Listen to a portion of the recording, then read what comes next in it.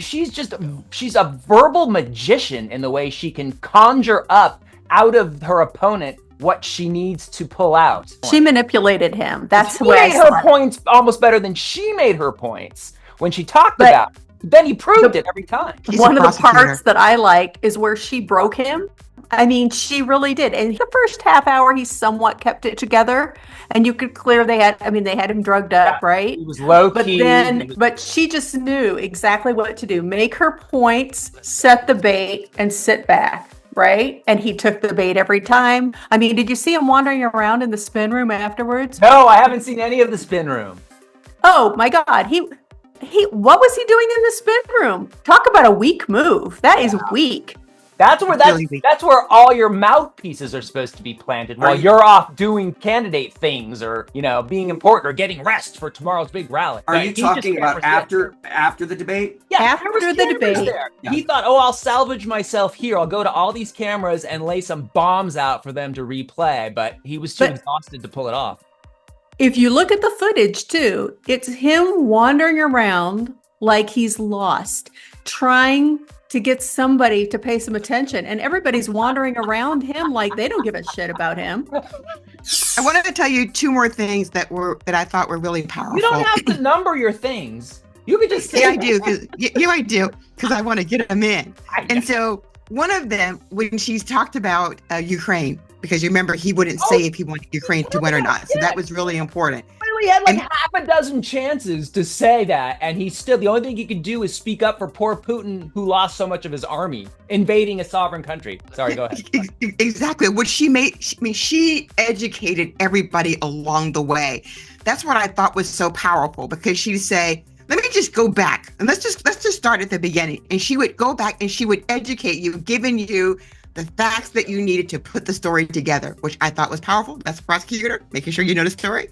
And so she said, if you were in charge, if you were president right now, Putin would be sitting in Kiev, is what she said.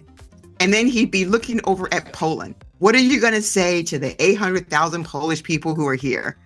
And I just thought, that is powerful, because that's exactly what he would do. And so the other thing that I thought was really important, and this is to the point of spin. And if you have the text of everything that he says, what you find, it is a bunch of gobbledygook. And we just have to keep on to this whole notion about truth telling. Well, truth telling to everyone. As you say, that debate provides visual proof that's going to get picked up by every liberal outlet. The Lincoln Project, happy birthday to you. We haven't even mentioned they're eating the dogs. In Springfield, they're eating the dogs, the people that came in. They're eating the cats. They're eating the pets of the people that live there. And this is what's happening in our country. This was such a ludicrous debate that we're how many minutes into this? And that is possibly something we might not even get to. Lito, you were jumping up and down. Did you want to jump on that? I have a weirdo moment that will match the weirdness of that moment. You asked earlier, what was the strangest, most mind-blowing moment or whatever you said for you? The loudest hoot. Yeah, the loudest hoot. Yes. For me, seeing the recap, watching the clips, I have a friend that might want to chime in on this. Hang on. What is that all about? What is that about? Was his claim really that illegal immigrants are coming to Ohio and eating everybody's pets? Is that literally what the man was trying to say?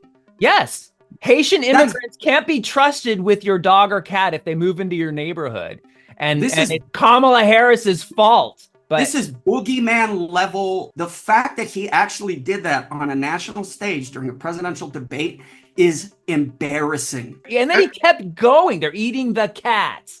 And then when he was challenged on it, when David Muir said, we've checked with the city manager and there are no credible claims, his answer was, well, I saw people on television saying it. That's where he's getting his information that he is relaying to all of his followers and all of the people that he wants to vote. I get my information from hard copy or whatever the hell he was watching. That's his debate prep. There's no way he could have seen what she was bringing. Starting with the handshake at the beginning. He did not intend to shake her hand. She walked all the way across the stage into his space, stuck out her hand and introduced herself. No more excuses for not calling her by her name, right? Like there was that. And then the invitation to attend the Trump rally? What? That's brilliant. ballsy. She is a prosecutor. And the fact that people were so worried about her performance, I never worried about her performance. I only worried about how it would be perceived because I knew that she knows what she's capable of. And she's had almost 4 years to prepare. And so I just thought that her confidence, her boldness, there were times that she did what any of us would do, which is laugh at him. When he said some things, she just laughed out loud. My hope is that the American people who are watching this, because you could see the lies. I mean, you can tell, unless you are just a crazy person, you can tell when someone is lying. And she just called them out when she said, why don't you just stop all the lying? And so I thought her boldness in calling him out, he does not want another can of that. So he is not going to want to debate her again. And she's like, yeah, bring it on. Because all she has to do is go out there and be a human being and tell the truth. They had these undecided voters. And people have said, oh, these undecided voters are the smartest voters because they are taking their time and they are really looking at the issues. And I looked at them and I thought, how in the hell do you hear what all of us have heard and you say, I'm still thinking about it and I want to get to know more about her? I'm thinking that you're a damn fool at this point. Because what the hell? I'm always fascinated by the undecided voters for the exact same reason. Are they undecided voters actually? Or are they just people who want to be on TV? Because it's probably going to be the biggest thrill that they have in their lives.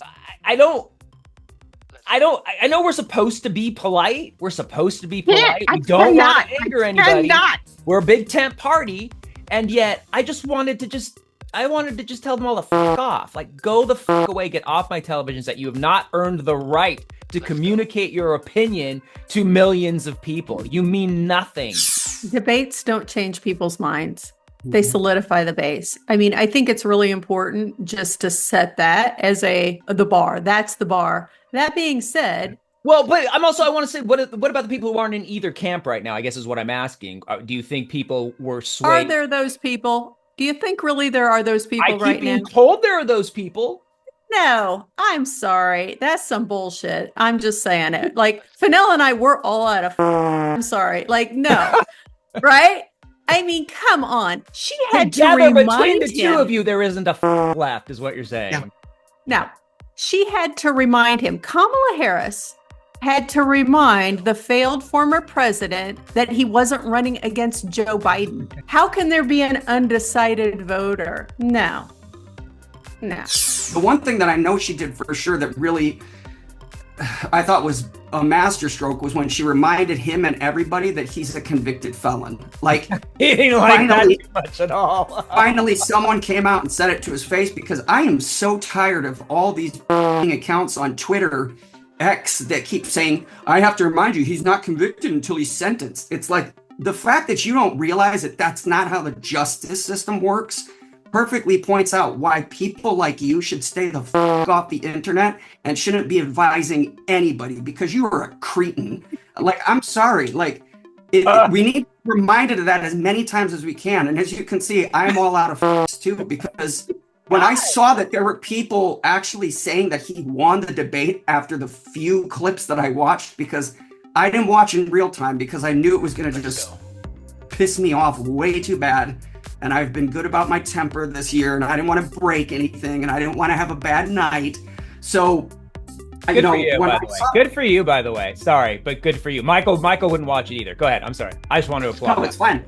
When I saw the clips afterwards, and I saw the quotes, and I saw the people that were doing real-time moderation, fact-checking, and observations, and then I saw people saying that he won, the only thing I can think is it's spin. Let's go. It's people that are being paid to spin, or it's people that respond on some sort of intrinsic, instinctive level to the fact that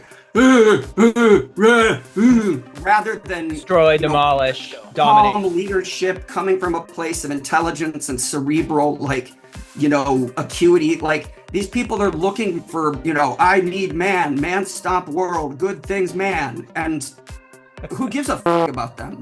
All right, Lito, show your biceps. Yeah. I would like to see the little puppy again, please.